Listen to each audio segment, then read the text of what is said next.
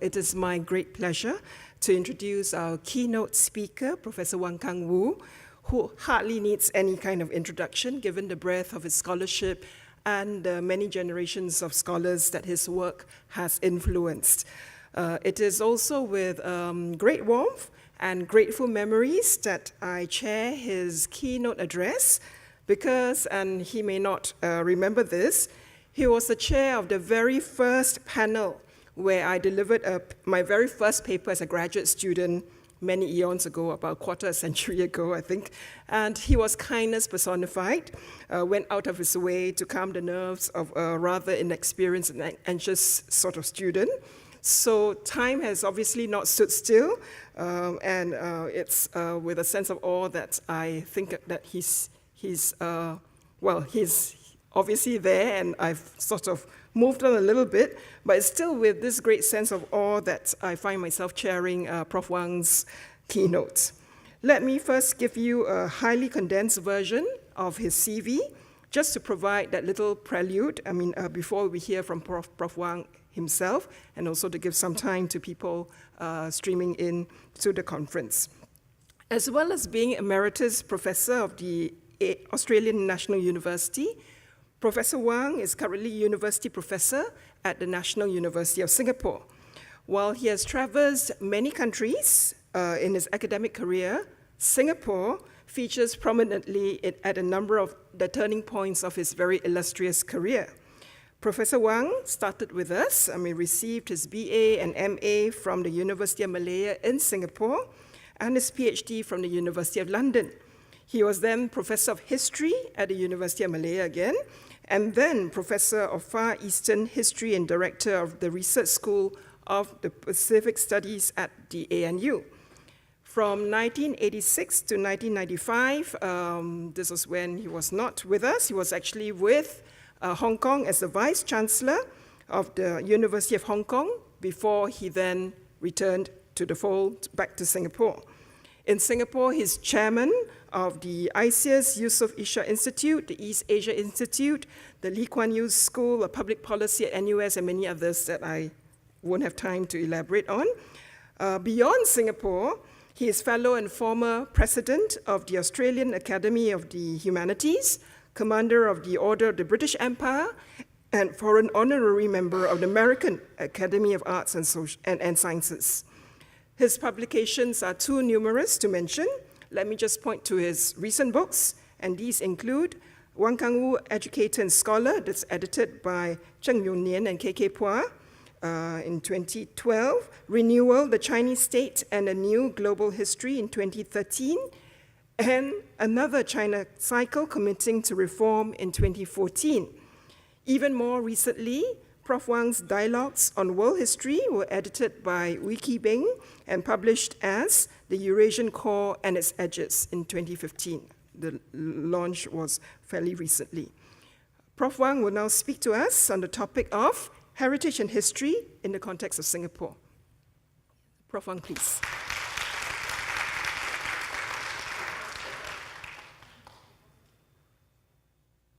Friends and colleagues, distinguished guests, ladies and gentlemen, I wish to thank the conference organizers for inviting me to speak at this conference.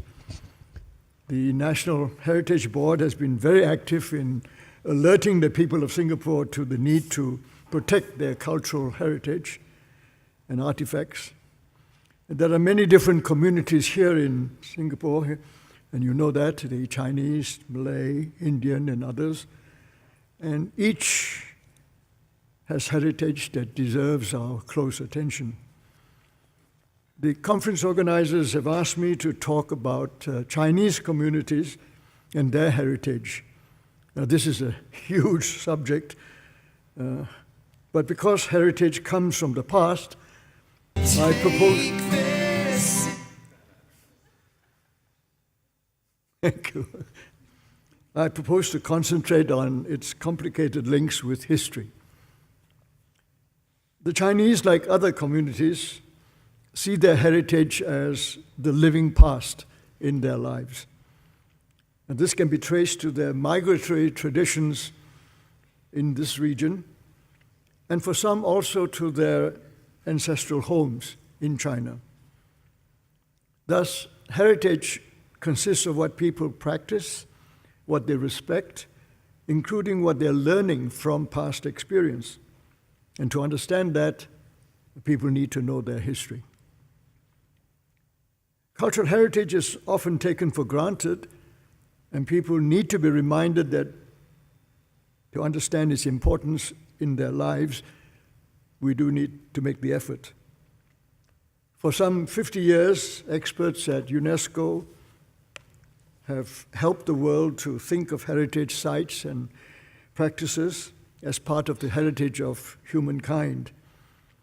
Now, these experts are people who have a strong sense of history, and we are thankful that they have so greatly enriched our lives. In particular, protecting heritage has improved our understanding of what is being lost and forgotten. That success reminds us that familiarity with history is essential if we are to appreciate what heritage means. For my talk, I shall focus on heritage that continues to influence the lives of Chinese communities outside as well as inside China.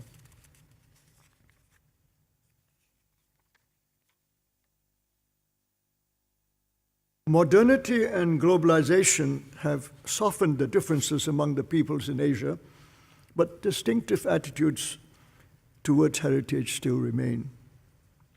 Singapore is no exception. The multiple cultures of its peoples are separate, if not at odds with one another. The island's brief past since independence has led people to identify with values that make them modern, both modern and global. Now, that has led to setting high educational goals aimed at ensuring material success.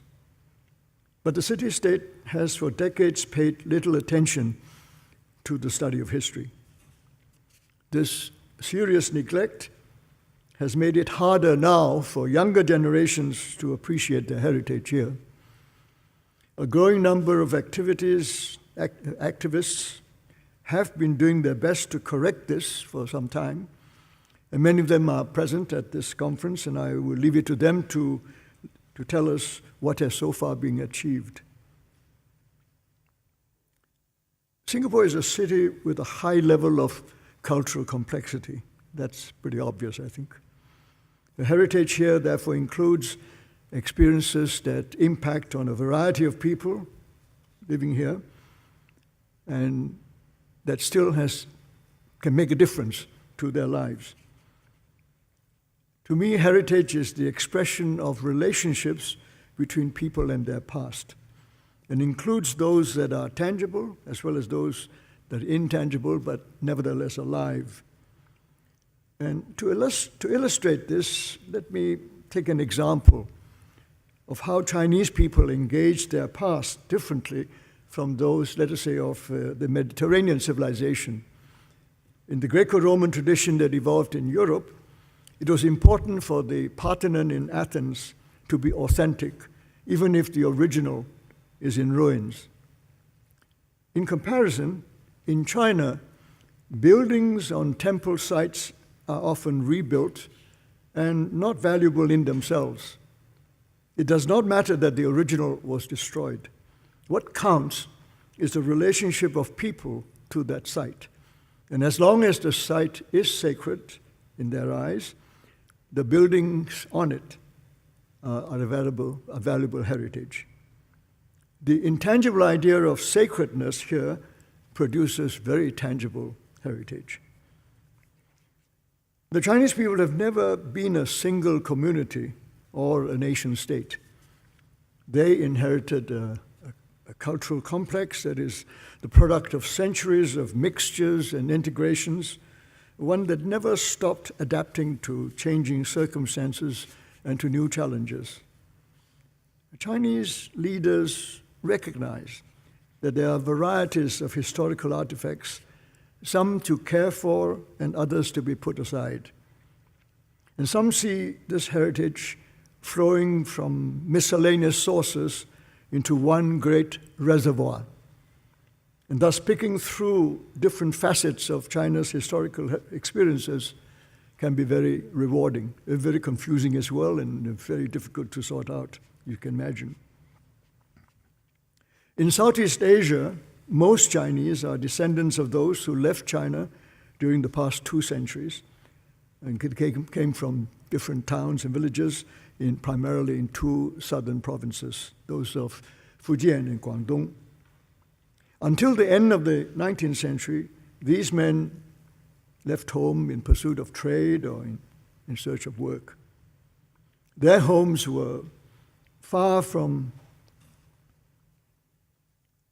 the centers of power in northern China, and they had a sense of belonging to small communities with distinctive cultural values.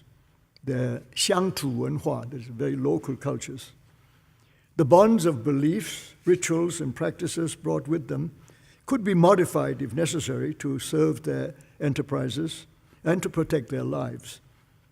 Wherever they could, they gathered together with kinsmen from the same districts who spoke the same dialect. They built temples or shrines that gave them an added sense of security and identity. And when their groups became larger, they organized other bodies to represent their needs and expand their common interests. Let me take one example of the adaptability from their use of surnames. The Chinese were the first people to use the surnames of male heads of households to bolster the power of elite families. One could not find a more prominent example than that of the House of Confucius. From the latest figures I've seen, they're now onto their 77th generation, and they number, if they are correct, they number something like 2 million descendants with the surname Kong, formally recognized as part of the Kong lineage. That's the largest probably the largest known. And of course, the use of surnames are projected in all directions, and the whole imperial houses, dynastic system itself is based on what we call families running the empire, the Jia Tianxia, the family empire, the dynastic line. So that alone represents this use of surnames, and the imperial surnames became very prolific because they either had lots and lots of children or they bequeathed their surnames to valued supporters and loyal followers of the regime. So these surnames are very prominent, and that's pretty well known. Just to add to, from the sublime to the ridiculous, the latest version of how a surname can be flexibly used is when Tsai Ing-wen was elected president of Taiwan. As you know, she's the first Chinese woman to be so elected. But in addition to that, she's single and with no husband or children, of course. And so the problem of this finding out who should be the first husband or first man or first lady became of interest to the people in Taiwan. And they decided that since she loves her cat so much, her cat is called Xiang Xiang. So they've now renamed the cat as Cai Xiang Xiang, named after with her surname. So that's how flexible the Chinese can become. But let me just go back to the subject. Over the centuries, the practice spread, this practice of using surnames in that way, spread to other social groups and enabled them all to identify with their ancestors and strengthen lineage cohesion. The Confucian scholars and officials recognize this kind of lineage linkage as one of the central features of social and institutional continuity. With this inclusive relationship, people could connect with others who came from localities far apart. Same surname genealogies were used to bind them together as descendants of real or imaginary ancestors and establish cooperative networks. And this applies right through the country. It's not limited to any part of China, any province or town, but all over China where the surnames can be found. The practice became widespread since the Song dynasty 1,000 years ago. People soon learned to be creative to establish new and useful relationships in this way. The Chinese have other forms of association, most commonly those based on dialect groups that shared local gods from the same district. They knew how to use these bodies to help their multiple operations. The different organizations often overlapped, and most Chinese belonged to more than one group. Where the surname associations are concerned, what is remarkable is that while the retention of one's surname is tangible, the idea of surname bonding, whether the kinship was genuine or fictional, is not. That idea could be used to modify the terms of kinship, even where there is no evidence of blood ties or any credible descent lines. Surname identification is thus extended to strengthen the range of social and economic activities. It also enables smaller groups to rearrange themselves to stand up to the more powerful surnames. As you know, there are something like 5,000 surnames. I know there's a thing called 100 surnames, but that's only a very small part of it. There are probably altogether something like 5,000 surnames in China today. For 1.4 billion people, that's really not that many. But really the large bulk of the surnames, something like 100 of them, would be the surnames of about 90% of the Chinese population. I have only about 100 surnames.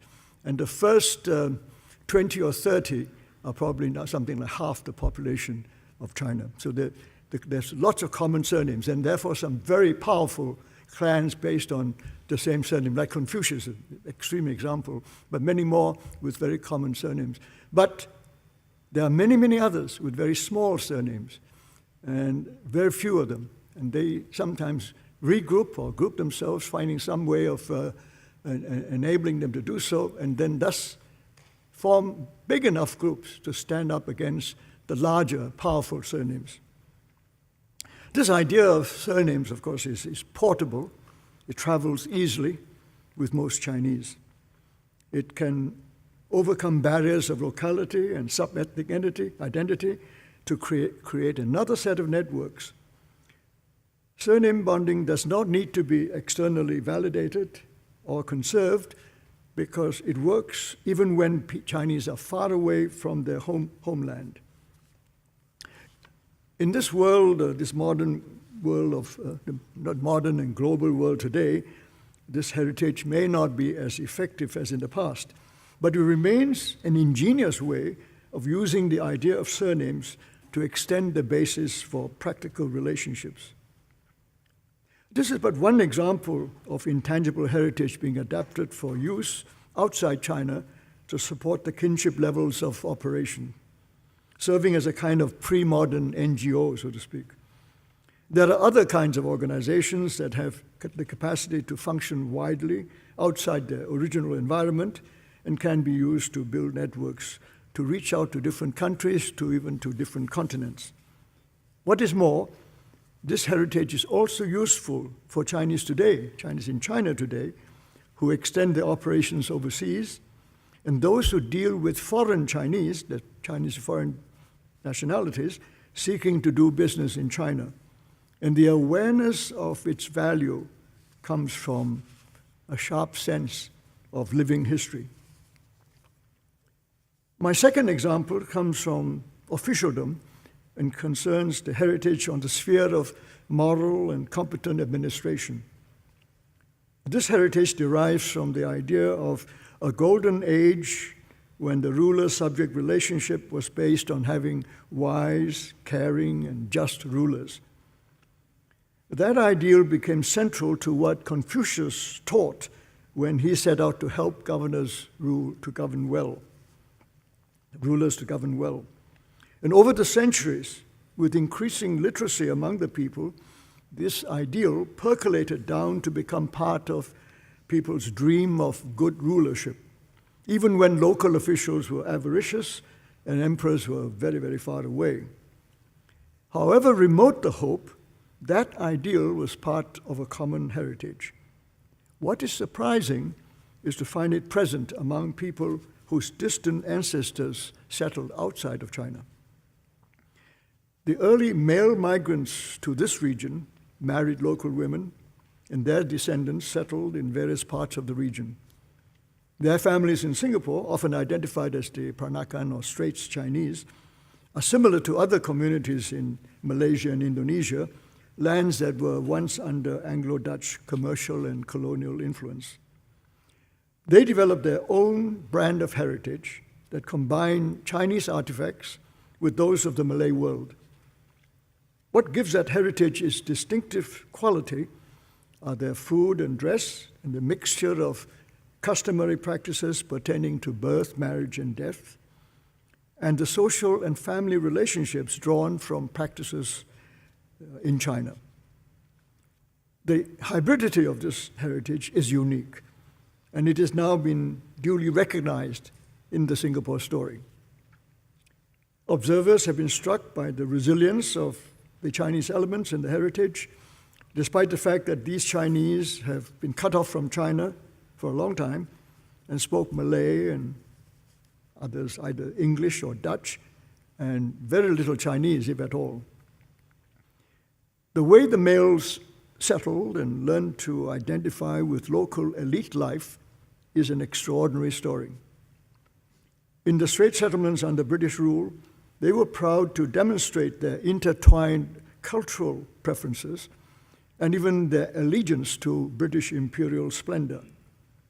No doubt, many of them had good reasons to be grateful for the opportunity to prosper outside China. But their adaptations remind us that most Chinese during the rule of the Qing dynasty, that's the latest dynasty, the last dynasty, felt no commitment to Manchu authority in China. They largely depended on their own resources, including what they believed was admirable in their ancestral culture. Over time, what emerged among them was a newfound respect for the effective way the British governed their colonies. In particular, they were won over by the British idea of an open trading world in which colonial laws could give them a fair chance to develop their businesses. By this, I do not mean that they admired colonial rule itself, or its capitalist ideology, or the racism and cultural superiority that came with it. Their respect was for predictable and orderly governance, and it was enhanced by their appreciation of an environment in which the merchant was not looked down upon. The response of these Chinese marked a willingness to identify with the heritage of good governance. It came from their profitable experiences with British officialdom, but interestingly, it also drew from values that were injected into the model of the Confucian merchant that they were taught to admire. This model, of course, derived from Confucian ideals in China that were finally became orthodox about 1,000 years ago, placing great emphasis on the three relationships of ruler, subject, father, parents, children, husband and wife, and the ideals or the principles of virtue, righteousness, respect for appropriate behavior, and also respect for education and knowledge, and finally, not least, the idea of trust, which in particular, that was particularly significant for the merchant classes of China, the element of trust. And all these added together was the major thrust, the major key, as it were, to good governance, as they understood it. Now, this model had become prominent in China during the 16th century. It gained acceptance when educated people no longer shunned those merchants who publicly accepted the supremacy of classical Confucian doctrine. It was a development that merchants in China applauded, and successful merchants made every effort to conform to its demands. Significantly, those who settled in the Nanyang in Southeast Asia were familiar with that model. They adapted it to apply to their relations with local rulers wherever appropriate, as in Vietnam or Siam or Java, and certainly did so in their relations with the Dutch and British colonial authorities. And this was invaluable when the model helped them to demonstrate their familiarity with classical Chinese elite culture, and it helped them gain a degree of respect from the European counterparts with whom they did business. This is particularly true of the successful merchants, particularly among the Straits Chinese, who were the most successful of all the Chinese in the early years of Singapore. In Singapore, the adjustments made by various Chinese communities to satisfy the government methods of the Straits settlements were constantly evolving to meet the rapid changes that were occurring since the middle of the 19th century. As large numbers of newcomers arrived from China, as advances were made in global maritime transportation, and as China underwent political and social revolution, these Straits Chinese had to find new ways to deal with the challenges.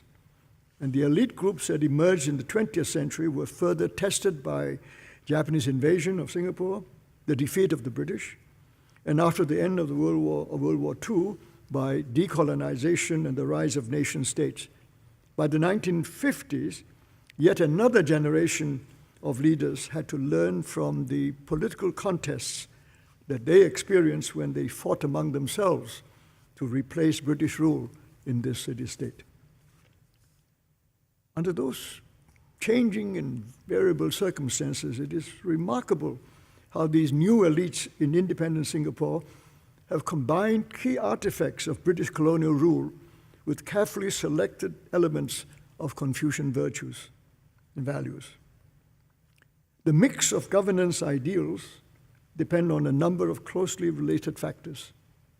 For example, building interfaith and multicultural relationships, on refining examination systems rooted in Chinese tradition in order to recruit quality talent, and not least on modern professional training designed for a post-colonial plural society. The application here of two distinct heritages is an example of tangible innovation. But the idea that past experiences with different origins can be mixed and adapted to drive present actions is no less imaginative. Now, taken together with the multiple networking strategies brought by early Chinese immigrants that have taken root here, this governance-centered heritage has been reinforced during the past 50 years by Singapore's new developmental state. Both are examples of using past experience to cultivate new relationships. They show how Chinese outside China have been creative whenever they sought to be upwardly mobile and become modern and global. But what is also interesting is that there are signs that the mixed heritage that brought new immigrants and local-born communities together in more recent years have now become appealing to young people in China who have learned to look outward.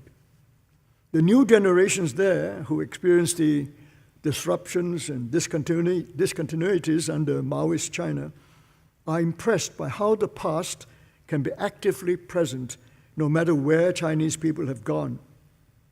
They are beginning to see that the experience of Chinese who have settled for centuries abroad can be relevant to their ambitions in China to achieve their own distinctive modernity. The examples from Singapore Chinese lead me to turn now to China, where the heritage originated. This goes beyond kinship frameworks that create new kinds of relationships, and beyond the administrative models that have aroused modern expectations. To talk of heritage in China means raising questions about its store of documents and records that has long played a crucial role in shaping what became China and in still determining what and who were Chinese. The place of heritage in China has a long history. However, the idea that Chinese history is continuous has often been challenged. All the same, official historiography has systematically ensured that China is defined by, at least to them, an unbroken continuity. Chinese are aware that modern Eurocentric world history has greatly impacted on the Chinese sense of their past. This began at the turn of the 20th century when the country's elites discovered nationalism and internationalist communism. And that was followed by the war against Japan in 1937-45 that turned that nationalism into the new foundations for legitimacy for any Chinese regime today. The Chinese leaders now realize that it is one thing to inherit the mantle of an ancient civilization and quite another to build a progressive republican nation state. They are still debating how to move towards an inclusive, multicultural nation and avoid becoming an exclusive ethnic nation. In that debate, they have never failed to use the heritage of unbroken historical continuity to help them decide what they should now do. And that continuity is one in which, as I mentioned earlier on, comprises centuries of integrating and mixing different cultural traditions and artifacts and peoples and cultures together to shape what is eventual, or what is now known as seen as Chinese civilization. At its base, at the base of all this debate, is a heritage of records that have been systematically selected and preserved for some 2,500 years. What holds them together is the intangible idea of shi. Shi is the word that we now translate as history, but shi is actually more than that. We use it, but the shi, I will now call it shi history, because we translate it as history, but it actually doesn't mean just history. It refers to something more than history as just times past or the writings that modern historians produce. Shi history was a name given to the large body of knowledge that began from the most ancient book of documents and the spring and autumn annals that Confucius had compiled from the records of his own state. And all the records ever since then, the totality of all the records is what they call shi. Now that kind of shi history included all varieties of documents and commentaries concerning every aspect of government. In fact, the whole basis of how the Chinese state was established and became large and prosperous and as a bearer of a nation's civilization.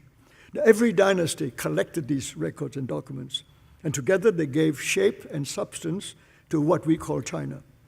It was a body of knowledge that represented the collective memory of what China's rulers and mandarins did, and it enabled their successors to ensure that the Chinese civilization state continued to thrive.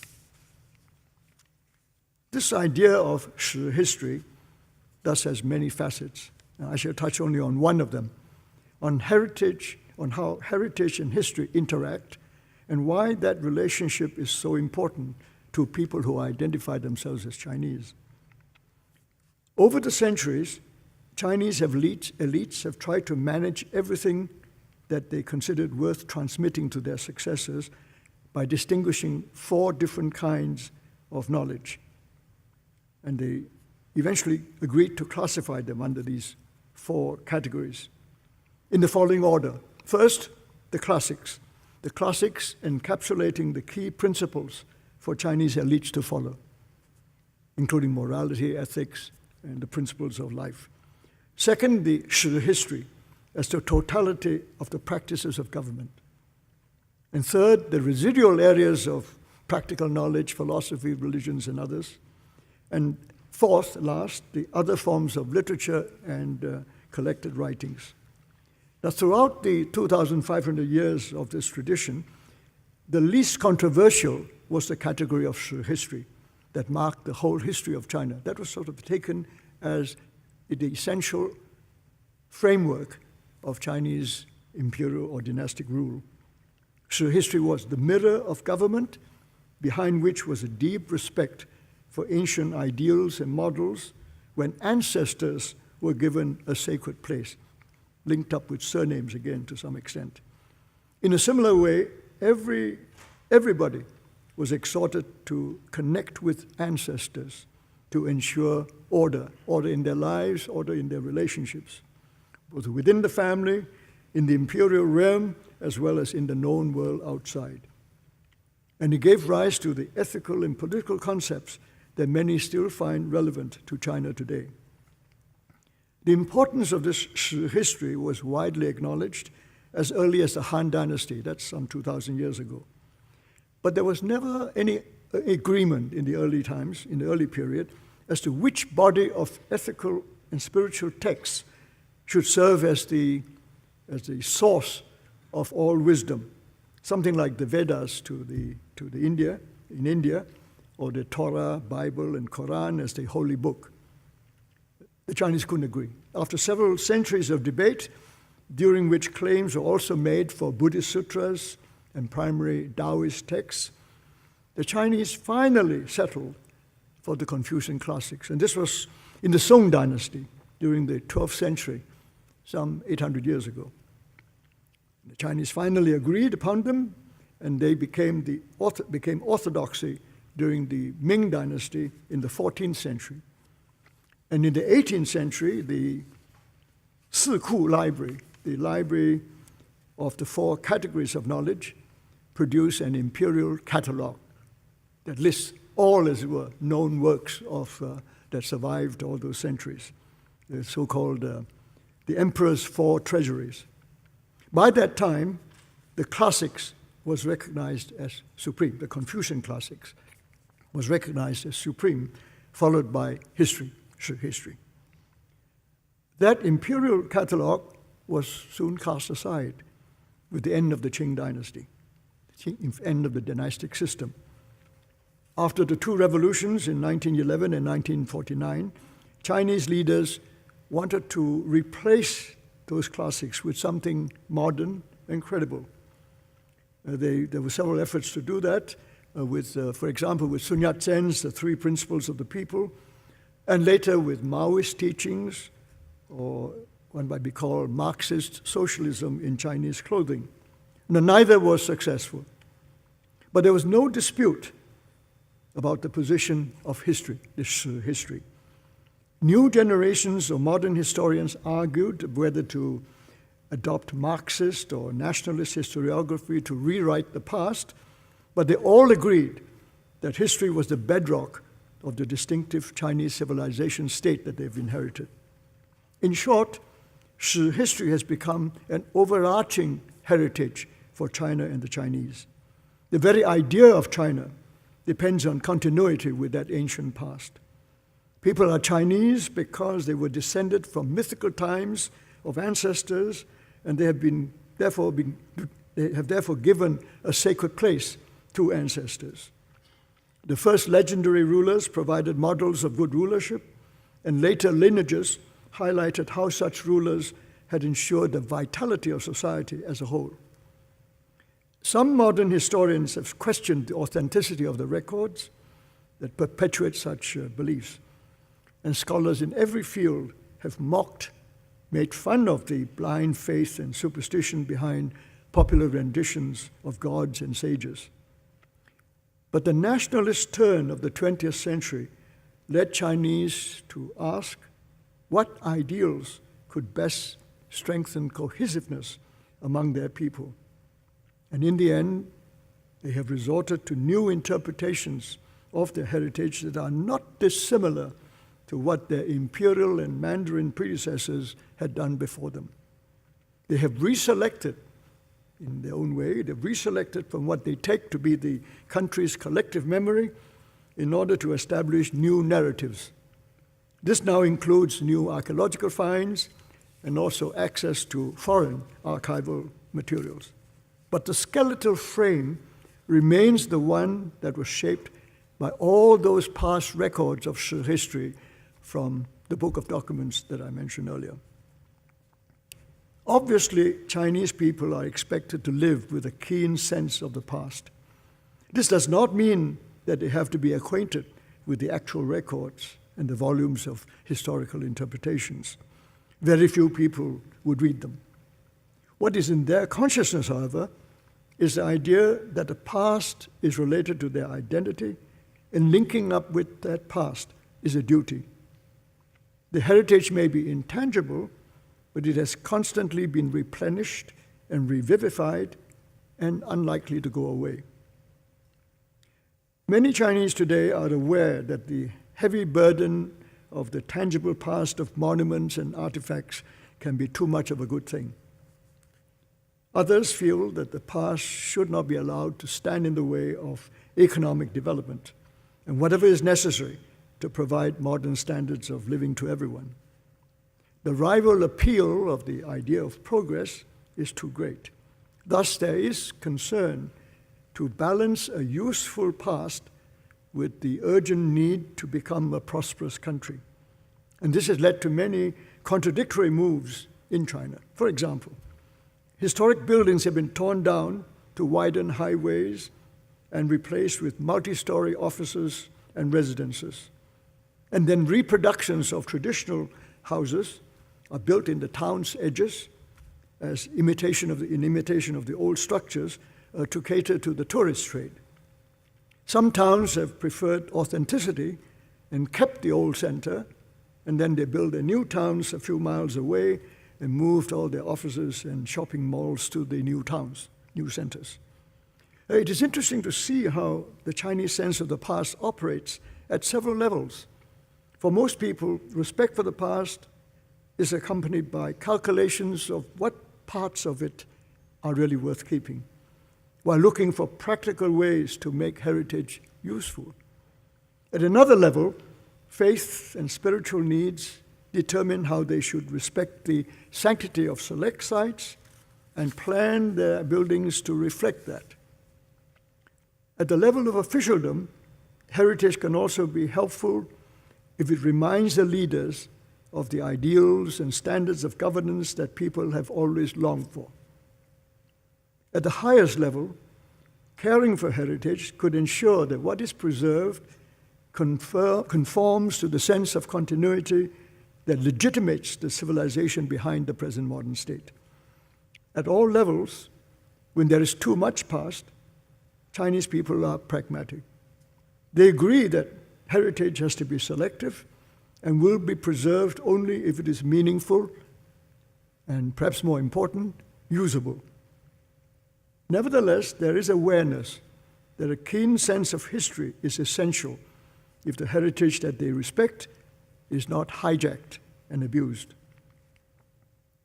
The examples above of Chinese experiences with their past show that there is no clear line between what is cultural and what has direct impact on policy making and public behavior.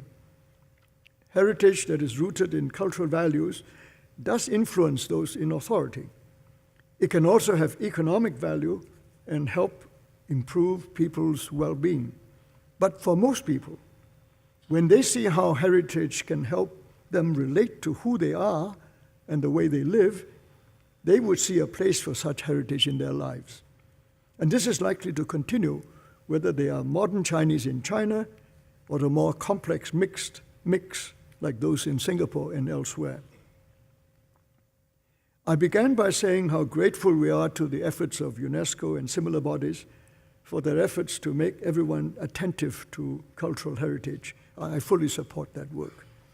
But we need to be reminded that there is more to heritage than looking out for things that fit a list of cultural criteria. We can see how people relate differently to past experiences and to ideas about their past, whether tangible or not. Singapore's Chinese are not any different. They know how to use an ancient artifact like a surname to support new dynamic relationships. Their ancestors carried their hopes for good governance out of China, and that inspired later generations to seek it also in the modern state. Today, they are sensitive to the rise of China and can see the role of history in shaping that civilization as well as a new national identity. In Singapore, heritage clearly matters. People are aware that past experience teaches them what works and what does not, Heritage also requires people to know and think about the relative value of different artifacts of their past, whether tangible or intangible. Their heritage shows them how their ancestors innovated whenever necessary in order to survive and prosper. But it is not enough to depend on personal instincts and group activities. We must know what enables us to recognize the parts of heritage that are meaningful. For that, it is essential to people from young and from their years at school to know their history. I have taken Chinese examples to show their links with China, where history is taught at every level and is deeply embedded in people's lives. But Singapore has its own distinctive history. It cannot afford to allow other histories to define heritage for its peoples. It is quite right to ask people to stress commonalities and not the differences. But there is no alternative to diversity here. And to respect diversity requires great sensitivity, and that can only come if people know what the differences are and where they come from. And that will help them confront the complexities of that past. New nations cannot afford to turn their backs on the past. It seems to me that only when they understand their heritage will they be able to imagine how they can shape a distinctive future for themselves. Thank you.